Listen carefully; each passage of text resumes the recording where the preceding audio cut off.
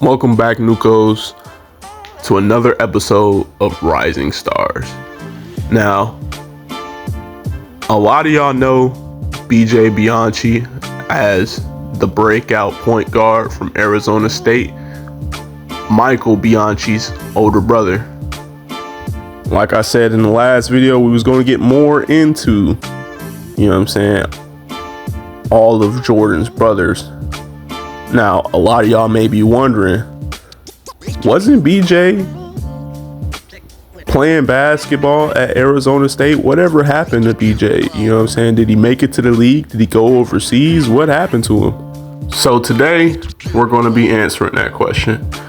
And to put it short, BJ basically got kicked out for fighting, man.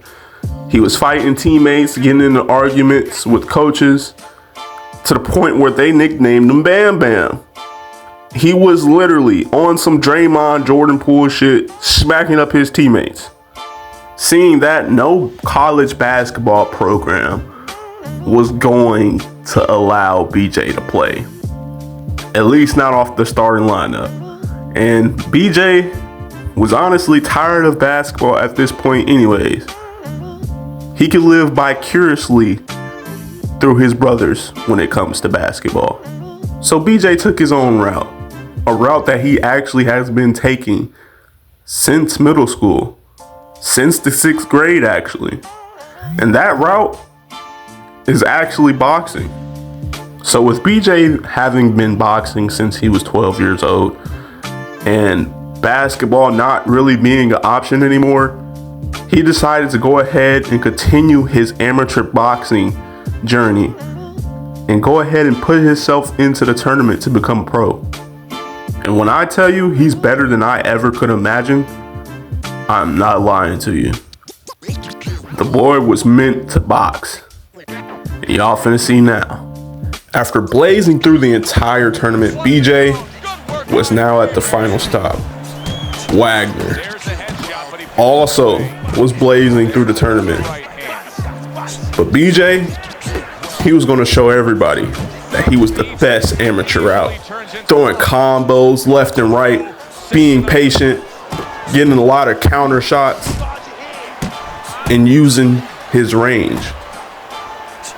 I'm telling y'all, the boy was meant to be a pound for pound fighter. The boy was meant to be a boxer in general. They didn't call him Bam Bam for nothing. And he let Wagner know that every other tournament match was just to score points. But this match, he was proving something else. He was proving that he belongs within the sport. After scoring a knockdown, coach goes ahead and gives BJ some words of encouragement to go ahead and finish this fight. And that's exactly what he comes out planning to do. Wagner was wasting shots, throwing haymakers, trying to get back up on the scoreboard. But as I said, BJ was controlling the fight the entire time. And they don't call him Bam Bam for nothing. A true boxer puncher. He's going to get you in the combos. He's going to hit you with the heavy shots. He's going to hit you with the jabs. He's going to have good footwork. This all comes with it, and he was naturally gifted. The judges had never seen a college basketball athlete come into the boxing sport and dominate the amateurs like BJ is doing. So for the last 40 seconds, Bam Bam's right hand scores well that time. I'm putting it all on the line, and we're getting ranked. Big shot. He goes already up on score. Doesn't matter. Wagner is going down. Sweet chin music.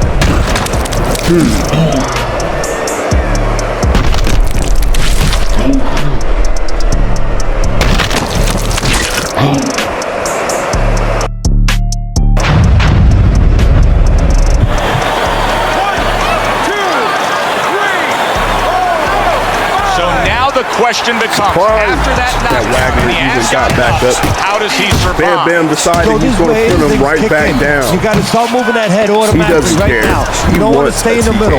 He wants a knockout. A little head hunting with the right, hammering the head. Unfortunately, he wasn't able to get it. But he did score 2 amazing knockdowns against Wagner. Beautiful stuff. So after smashing through every opponent, including Wagner in the tournament, Bianchi was awarded Fighter of the Tournament and Tournament Champion, going 4-0, rank 1.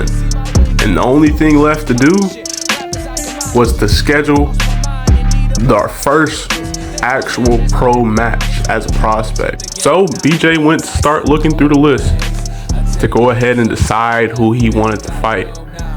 And after much consideration, BJ decided to go with someone more his size, his reach, just to prove that he wasn't beating on little guys. So, booking the fight with Maxwell Berry, it's time to start the training camp. Starting at the home gym, BJ started this training off with some good old open sparring, just to get a feel of what his opponent may be doing. And he let his training partner know that he was not going easy. He was going to treat this like a real fight. So he wanted Pryor, his sparring buddy, to go ahead and match what Maxwell would be doing within the fight. After 3 rounds of sparring with Pryor, BJ felt he was ready. He just had a little bit more training to do. The rest right before the week of the fight, he was ready. Nothing else but to prove everyone that he belonged in this sport, that he wasn't just a basketball player. He was a true boxer. He wasn't just in there just because this was his last option. No, he's been doing it for years. And now it's time for all of those amateur fights to help him in his first pro match debut. Coming in, shaking off the nerves, repping his high school on his trunks, BJ was ready. And at the start of the first round, BJ knows that the first round is mainly used for filling out your opponent, seeing what they're going to be used to throwing. But with the ferocity Berry was throwing his punches, it kind of got BJ out of his game plan. He decided to go ahead and throw with him. But he was doing a good job at it, finding little spots to counter at, landing good shots, doing a good 1-2, using his jab. It was all making sense in BJ's head. So starting another round exactly like this. BJ stuck to the game plan. Stay at range, jab, and when he has an opportunity to let off a combo, he will. Counter punching and being a boxer puncher. And in everyone's eyes, BJ was outclassing Berry at every exchange. It seemed like Berry couldn't really find his spot, couldn't really get any punches to land on BJ that had much effect, and he couldn't really get past the one double up jab. Noticing this, BJ kept on with that game plan. He was fighting Berry just like he fought Pryor within sparring. He was feeling that good. He felt like he could see every move before it happened. He could cut off any angle. He could stop any pressure, survive any hit. BJ was really in his element. By round 3, Bianchi was completely in flow state, even stunning Berry, almost landing a knockdown. But Berry, he actually showed up. It was like he was literally a turtle, man, getting on his bike and avoiding the knockdown. But seeing that chance of a knockdown, BJ was not letting up. Only problem is, by the start of the 4th round, BJ's inexperience and lack of stamina was catching up to him. He had to slow down his pace pick his shots more wisely. He couldn't just hit air and be okay with it. He had to hit flesh. He had to break down Barry's stamina. Because BJ knew that by the 5th round, if Barry still had the amount of stamina that he has, BJ could very well lose the match. So with the new game plan in play, BJ became the ultimate outside fighter, completely becoming a counter puncher instead of a boxer puncher. Just for these last 2 rounds, just until his stamina gets to the point where he needs it. This will basically be BJ's second style for fighting. Once his stamina drops, he becomes untouchable like Shakur Stevenson. Some of the best defense you will ever see.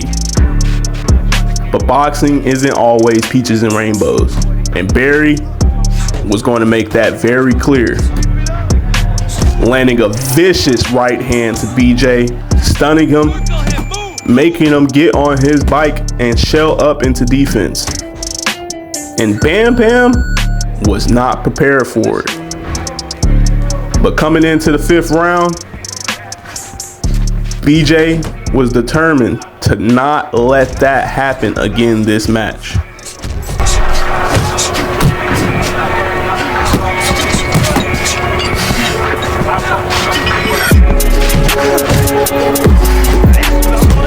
That's what I want to see.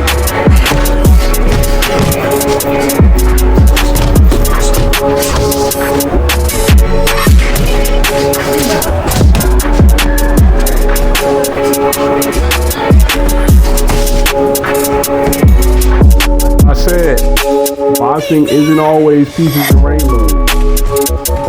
It was Barry almost had it done.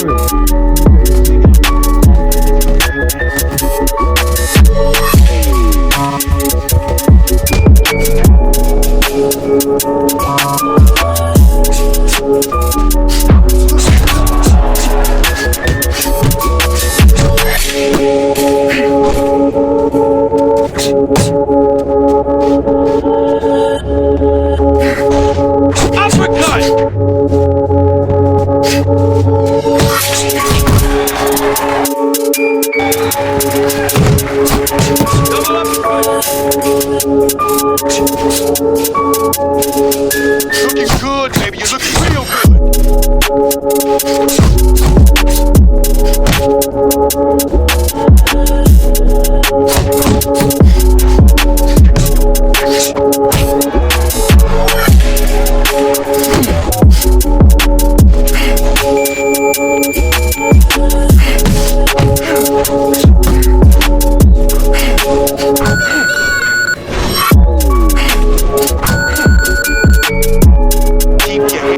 Now round 6 was more or less the same as round 5.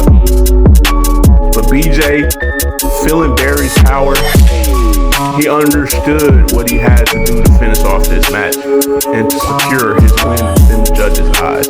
He knew he wasn't going to be able to get a knockout, so he was going to score as much points as possible.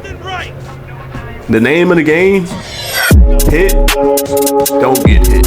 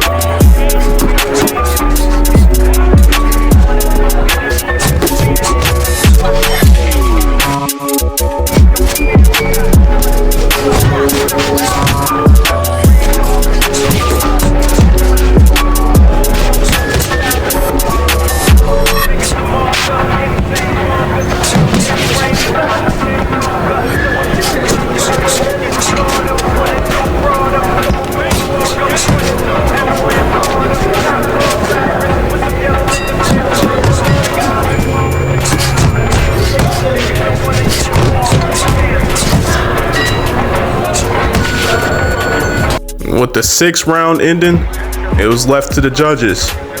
And of course, as BJ already assumed, he won by split decision. Okay, if you guys are enjoying where BJ's story is going within the Rising Stars series, let me know down in the comments, man. I really had fun playing Fight Night, you know what I'm saying? I really had fun, you know what I'm saying, doing something different with characters that I've made for different games, you know what I'm saying? We're making legends here, all right? This is Rising Stars, not just in basketball. It could be boxing, UFC, Madden, you know what I'm saying, like football, hockey, soccer. It doesn't matter. We're making champions, man. But if you guys enjoyed today's video, let me know down in the comments, man. Leave a like, subscribe, only if it's genuine. If you dislike the video, you know what I'm saying, let me know. You know what I'm saying? Dislike the video. It helps me either way. But without further ado, man, this is GP, and I'm out. Peace.